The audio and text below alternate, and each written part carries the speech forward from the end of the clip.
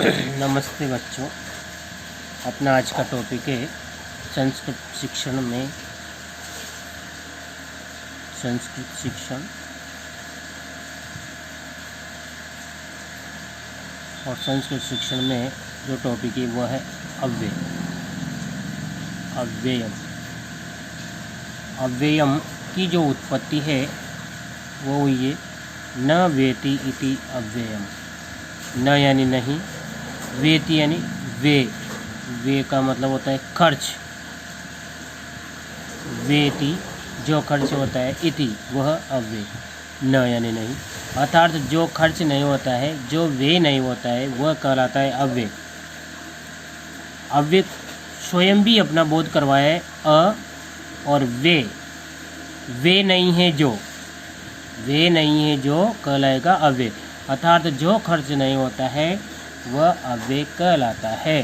परिभाषा देखिए, सदृशम त्रिषु लिंगेषु सर्वासु च विभक्तिषु वचनेषु च सर्वेषु यत् न वेति तदव्ययम्। अर्थात सदृशम त्रिषु लिंगेषु, सदृशम का अर्थ होता है समान दिखाई देता है। त्रिषु लिंगेषु, संस्कृत में 3 लिंग होते हैं, तीनों लिंगों में जो समान रूप से दिखाई देता है। सर्वासु च विभक्तिषु, संस्कृत में विभक्तियाँ 7 होती है, जो सभी विभक्तियों में समान दिखाई देता है। वचनेषु च सर्वेषु, और सभी वचनों में समान दिखाई देता है। और वचन संस्कृत में 3 होते हैं, एक वचन, द्विवचन और बहुवचन, जबकि हिंदी में 2 वचन होते हैं, एक वचन और बहुवचन। सभी वचनों में समान दिखाई देते हैं। यत न वेति तदव्ययम्, यत यानी जो, न वेति नहीं खर्च होता है, तद वह अव्यय कहलाता है। अर्थात जो तीनों लिंगों में, सभी विभक्तियों में और सभी वचनों में समान रूप से दिखाई देता है, समान रूप से दिखाई देता है और खर्च नहीं होता है, वे नहीं होता है, जिसका वे नहीं होता है वह अव्यय कहलाता है। अर्थ देखो, जो शब्द तीनों लिंगों में, सभी विभक्तियों में तथा सभी वचनों में एक समान रहते हैं वे अव्यय कहलाते हैं। अब अव्यय विधायक सूत्र देखिए, अव्ययी भावश्च, अव्ययी भावश्च ये बोध करवाता है कि हमारे जो संस्कृत प्रकरण में, संस्कृत व्याकरण में एक प्रकरण है समास। उस समास का एक भेद है। समास की परिभाषा होती है सम शनम समासम संक्षिप्तीकरणम एक पदी भवनम समासः। तो इसका एक समास होता है, समास का एक भेद होता है अव्ययी भाव समास। और वह अव्ययी भाव जो समास होता है वह सभी अव्ययों का बोध करवाता है। अव्ययी भाव समास में प्रयुक्त सभी शब्द अव्यय होते हैं। जैसे उदाहरण देखिए, यथाशक्ति, उपकृष्णम, सविनियम, सविनियम, इस प्रकार से। अव्यय विधायक संज्ञा सूत्र है कत्वा तौशुनः,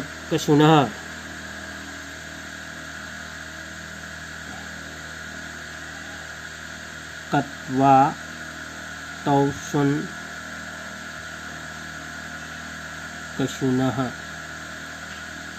ये अव्यय संज्ञा विधायक, वह तो अव्यय विधायक संज्ञा सूत्र है, ये अव्यय विधायक संज्ञा सूत्र है।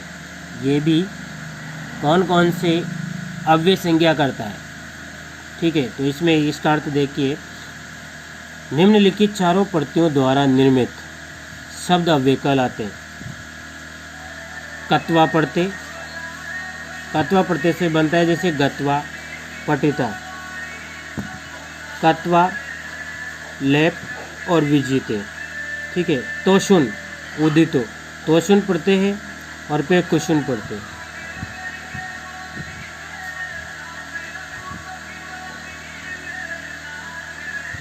ये कत्वा जो है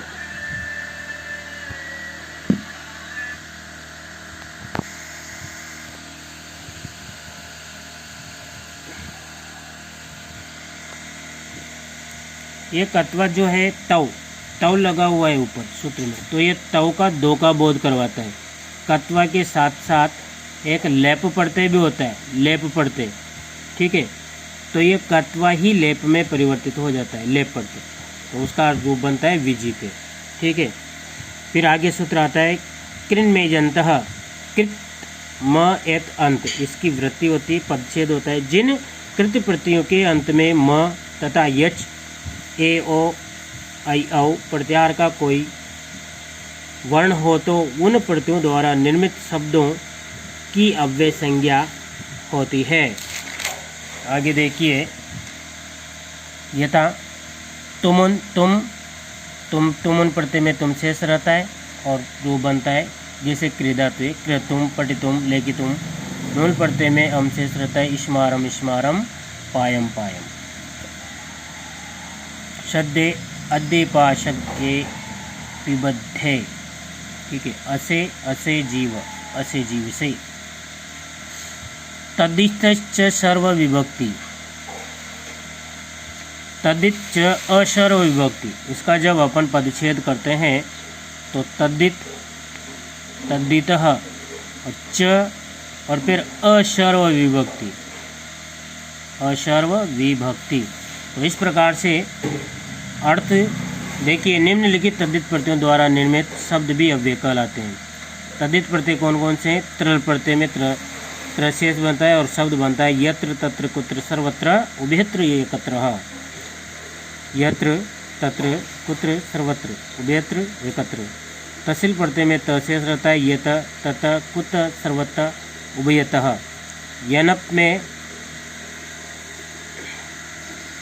यनप में एन शेष रहता है, उत्तरेण, दक्षिणेन। आच में आ शेष रहता है, उत्तरा, दक्षिणा।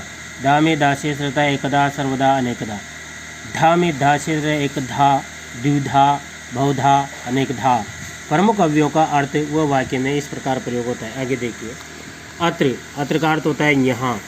अत्र बहवः छात्राः पठन्ति, यहाँ पर बहुत सारे छात्र पढ़ते हैं। अद्य, आज, अद्य अहम संस्कृतं पठामि, आज हम संस्कृत। अद्य अहम, आज मैं संस्कृत पढ़ता हूँ।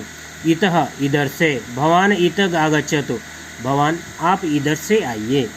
इथम, ऐसा, इस प्रकार। इथम, त्वया इथम न वक्तव्यम, तुम्हें ऐसा नहीं बोलना चाहिए, ठीक है। इदानीम, इस समय। तुम इदानीम किम करोति, तुम इस समय क्या कर रहे हो, क्या करते हो। नेक्स्ट अव्यय शनै, शनै। शनै का अर्थ होता है धीरे। अश्वः शीघ्रं प्रचलति, गृधभश्च शनै शनै। अश्वा, अश्व का अर्थ होता है घोड़ा। घोड़ा धीरे चलता है जबकि गधा तेज चलता है। अश्वः शीघ्रं चलति, सॉरी दोबारा देखिए इस अर्थ को। अश्वः शीघ्रं प्रचलति, गृधभश्च शनै। अश्व यानी कि घोड़ा जल्दी शीघ्र चलता है जबकि गधा धीरे धीरे चलता है। उच्चे यानी कि ऊंचा। आपातकाले उच्चे धैर्य स्थातव्यम, अर्थात आपात विपरीत स्थिति में उचित धैर्य रखना चाहिए। नीचे, नीचा। नीचे गच्छतु, ऊपरी च दशा चक्रनेमी क्रमेण, अर्थात जो गाड़ी का पहिया होता है उसकी जो आरा होती है, आरे, उस चक्र की आरे जैसे जैसे वो घूमता रहता है। गच्छति ऊपरी च दशा चक्रनेमी क्रमेण, यानी कि क्रमबद्धता के अनुसार आरे की तिल्लियाँ ऊपर नीचे जाती रहती है। गच्छति जाती रहती है, अपनी दशा रूप में परिवर्तित होती रहती है। आगे देखिए, नमः। नमः का अर्थ होता है नमस्कार। हरे नमः, हरे के लिए नमस्कार। गुरुवे नमः, गुरु के लिए नमस्कार। खत्म, कैसे। अहम इदम कार्यम खत्म कर्तुम शक्नोमि, मैं इस कार्य को कैसे कर सकता हूँ। शक्नोमि, करने के लिए समर्थ हूँ। कदापि, कभी भी। न कदापि सत्पुरुषा शोक चिंता भवन्ति, कभी भी सत्पुरुष व्यक्ति शोक से ग्रसित नहीं होते हैं, यानी कि शोक होने पर कोई भी चिंता नहीं करते हैं। पुनः, फिर। विघ्ने पुनः पुनरपि प्रतिहन्यमाना प्रारब्धे च अंतमज्जना न परित्यजन्ति, पुनः फिर भी। विघ्न पुनः पुनरापि, यानी कि बार बार विघ्न आने पर भी उचित बुद्धि वाले व्यक्ति अपनी चेतना को नहीं खोते हैं। धिक्, धिक् का अर्थ होता है धिक्कार। धिक् मूर्खम दुराचारिणाम धिक्, मूर्ख को धिक्कार है और बुरा आचरण करने वाले को धिक्कार है। प्रातः सुबह, प्रातः शीघ्रम उत्तिष्ठत, सुबह अहम प्रातः कोई भी वाक्य बना लीजिए। अहम प्रातः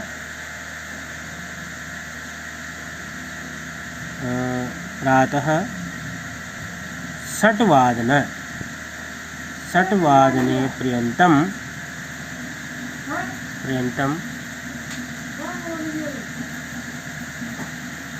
बिस्तरं त्यजामि,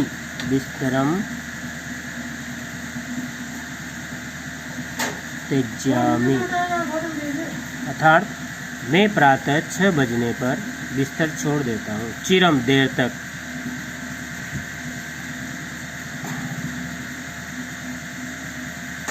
किमर्थम किस लिए, तुम अत्र किमर्थम आगच्छति, तुम यहाँ पर किस लिए आए हो, कुतः कहाँ से, कैसे, शव कल आने वाला, अहम श्वः नगरम